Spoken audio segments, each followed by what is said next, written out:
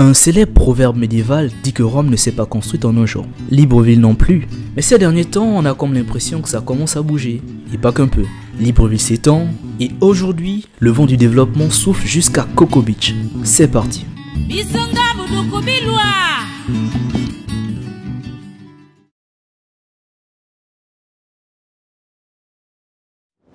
Coco Beach, c'est le genre de nom qui fait rêver.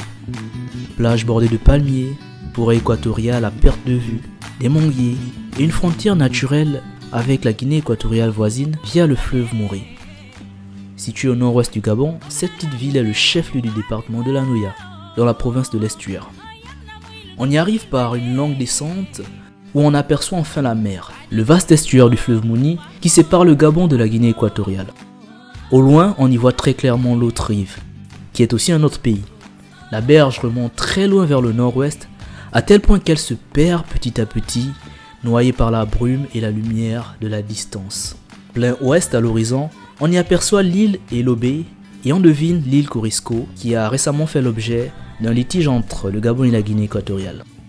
Mais avant d'être une promesse touristique, Coco Beach c'est d'abord et avant tout un territoire riche culturellement. Berceau des peuples pongouais, la région vit au rythme de la pêche, du petit commerce et d'un profond attachement à ses traditions.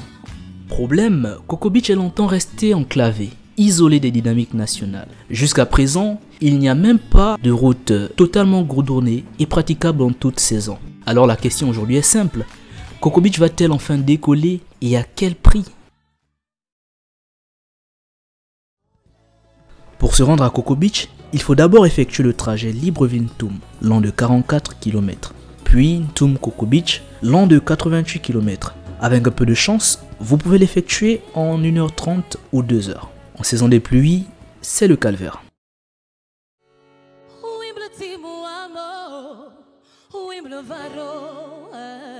Ce qui nous embête, c'est les ouvrages d'art. Regardez, vous avez des ponts en bois, des buses qui cèdent à n'importe quel moment.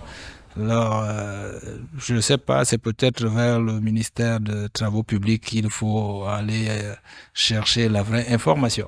On veut que l'État nous arrange la route. C'est pas possible. Regardez l'état de la route. Pendant des décennies, Coco Beach a été comme mise entre parenthèses. Pas de station-service, pas d'infrastructure moderne, même le carburant devait être transporté depuis Libreville au risque de coupure brutale. Alors mais ça c'était avant. Depuis le 12 mai 2025, une station-service flambant neuve fonctionne avec des tarifs homologués. C'est un détail, mais pour les habitants, cela reste une révolution. C'est la première fois en près de 50 ans qu'un tel service est disponible localement. Plus qu'un service, c'est tout un symbole. Et ce n'est pas un hasard puisque c'était l'un des engagements du président lors de sa visite en février dernier. J'ai regardé la station à carburant, je suis satisfait. Pour comprendre à quel point Coco Beach a longtemps été coupé du reste du pays, il faut revenir en arrière. Nous avons retrouvé des archives vidéo et photographiques rares tournées dans les années 1970. Elles témoignent d'un voyage jusqu'à Coco Beach en pleine saison des pluies. Sur ces images, la route n'en était pas vraiment une. Des ponts défoncés par des camions, des véhicules embourbés dans la boue et des heures passées à dégager des engins à main nue. À l'époque, la piste entre Ntoum et Coco Beach était tellement dégradée qu'y aller relevait plus de l'expédition que de la promenade. Aujourd'hui, près de 50 ans plus tard, la situation n'a pas vraiment bougé. La réalité du terrain est toujours là. Certes, la piste a été élargie, mais près de 70% du trajet entre Ntoum et Coco Beach n'est toujours pas bitumé. Ce sont encore des kilomètres de terre battue, de crevasses, de poussière ou de boue selon la saison. Une épreuve pour les habitants, les commerçants et même les électeurs les jours de vote. Il faut parfois plus de 4 heures pour parcourir 90 km et à chaque pluie, l'histoire semble recommencer. Le président de la République s'est déjà rendu 2 fois à Coco Beach depuis 2024. En février d'abord, puis plus récemment, accompagné d'une délégation gouvernementale, pour suivre l'état d'avancement des projets, pour échanger avec les habitants et s'assurer que les engagements soient tenus. Ainsi, devant les médias et la presse, le président Olingi Nguema a reconnu lui-même le calvaire du trajet Ntoum-Coco Beach et a annoncé le projet de construction d'une autoroute, la première du Gabon, pour relier la capitale à cette ville frontière. Ensuite, dans un communiqué officiel, la présidence parle d'un développement harmonieux et équitable sur l'ensemble du territoire national. Entre le discours et le terrain, Coco Beach devient donc un symbole de la nouvelle vision présidentielle, celle d'un Gabon développé, décentralisé, où chaque région a son mot à dire. Il m'était tout à fait impossible de faire cette vidéo sans entrer un peu plus en profondeur dans l'aspect économique. Contrairement à ce que l'on pourrait penser, le territoire de Coco Beach ne se limite pas à la plage, ni aux projets qui sont visibles. Il faudrait peut-être tourner nos regards vers la forêt. Il se murmure de sources sûres que le sous-sol de la Noya pourrait regorger bien plus que du sable et de la latérite. Des premiers permis d'exploration ont récemment été délivrés par l'État gabonais à des opérateurs pour sonder les sols. Parmi les cibles visées, des métaux critiques comme le tantal ou le cuivre, très utilisés dans l'industrie électronique.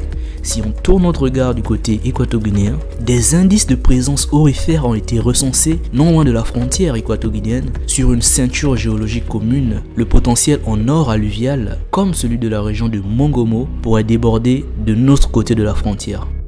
Autre curiosité géologique, les plateaux environnants ont déjà révélé par le passé des traces de diamants industriels mentionnés dans des rapports confidentiels des années 80 et relancés lors de campagnes de prospection en 2022. Alors, Coco Beach serait-elle assise sur un trésor invisible à peine effleuré? Une chose est sûre, les cartes géologiques, elles, n'ont pas encore tout révélé. C'est pourquoi la Guinée équatoriale, profitant du moment de faiblesse de l'État gabonais après le coup d'État, s'activait pour récupérer les îles Mbagné, Cocotier, Corisco et autres alentours. La Cour, par 14 voix contre une, conclut premièrement que le document intitulé Convention délimitant les frontières terrestres et maritimes de la Guinée équatoriale et du Gabon, dite Convention de Bata, invoquée par la République gabonaise, ne constitue pas un traité ayant force de loi dans la Guinée équatoriale, s'appuyant sur un accord colonial franco-espagnol daté de 1900 et sur la proximité géographique des îlots avec ses côtes, a vu ses arguments validés. Les îles Corisco et Conga sont plutôt connues pour la prospection pétrolière offshore, héritage des années 1980 avec le consortium incluant ELF. Il existe également un petit aéroport inactif datant des années 2010 prévu pour développer des installations pétrolières et touristiques à Corisco, à peine à quelques kilomètres du Gabon. La Guinée équatoriale a lancé en 2019 sa première campagne de licence minière couvrant 15 blocs à terre et en mer visant de l'or, du diamant, du coltan, de la bauxite, du fer. Depuis 2020, des entreprises comme Blue Magnolia, Manhattan Mining, Orosak et Akoga Resources ont obtenu des permis autour de Rio Muni, c'est-à-dire le même pourtour que le Gabon, pour prospecter ces terres rares ainsi que de l'argent et du plomb. You've announced that you've increased the estimate of exploration potential offshore Equatorial Guinea, and it seems pretty significant. Yes, Stephen, it's very good to be back. Malgré sa petite taille donc, la Guinée équatoriale a adopté une politique minière offensive, attirant un flot d'entreprises privées et en particulier dans la région frontalière du Gabon. Ce faisceau d'informations démontre à suffisance que la zone de Coco Beach pourrait révéler bien des surprises et des richesses pour le Gabon. Brice Oligui Nguema est venu sur place en 2024 et depuis, il a multiplié les visites, promettant routes, stations-service et plusieurs projets que nous allons aborder dans cette partie. Avec sa situation géographique et son cadre écologique, sa proximité étant frontalière à la Guinée équatoriale, Coco Beach devient un point stratégique sécuritaire pour le Gabon. L'enjeu est de taille. Le développement de cette petite ville à l'heure actuelle de 2200 habitants pourrait créer l'un des futurs points touristiques d'échelle régionale en Afrique. La transition sous la bannière du CTRI avait déjà lancé des travaux de réhabilitation des voiries de Coco Beach. Plus de 3000 mètres de canalisation, 13 ponts, des aires de stationnement, c'est tout le réseau urbain de Coco Beach qui est en train d'être modernisé. Un effort considérable pour désenclaver la région et améliorer les conditions de vie des habitants. Depuis peu, des travaux de construction de l'état-major de la Marine nationale ont repris. L'implantation d'une base militaire à Coco Beach vise à renforcer la sécurité maritime dans cette zone frontalière. C'est aussi un point stratégique pour le contrôle des flux de pêche et la lutte contre les trafics illicites. Une présence permanente de la marine marchande permettrait de sécuriser les côtes, mais aussi d'offrir des emplois à la jeunesse locale. Le centre d'appui à la pêche artisanale de Coco Beach a été inauguré en 2024. Ce centre est un outil clé pour soutenir les pêcheurs artisanaux, exerçant la principale activité localement. On parle donc ici de stockage frigorifique, d'équipements modernes, de formation pour améliorer les pratiques et les rendements. Ce centre pourrait devenir un véritable hub régional dynamisant toute la chaîne de valeur autour de la pêche. De tous ces projets, il faut dire que le projet balnéaire de Coco Beach est peut-être le plus ambitieux. La création d'un ressort touristique en bord de mer, des hôtels, des infrastructures balnéaires, des activités nautiques. C'est un projet qui vise à transformer Coco Beach en une gigantesque station balnéaire d'envergure. Pour l'instant, peu d'infos officielles circulent sur les financements, encore moins sur les marchés offerts, mais des discussions sont en cours avec des investisseurs privés de tout horizon intéressés par le développement de cette perle côtière. Et le lieu s'y prête. Des plages sauvages, le climat tropical et la future route reliant la capitale Libreville à cette enclave Coco Beach pourrait bien devenir la prochaine destination touristique de tout Gabonais tous les week-ends. Pour conclure avec cette vidéo, les stations-service aux stations balnéaires Coco Beach est en train de changer.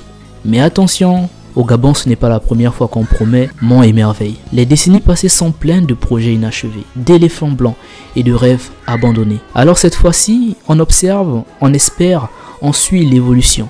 Sur ces mots, abonnez-vous, n'oubliez pas d'activer la cloche de notification et dites-moi en commentaire si vous pensez que Prince Oligui Nguema tiendra ses promesses et fera de Coco Beach une destination de rêve à absolument visiter. Sur ce, à très bientôt.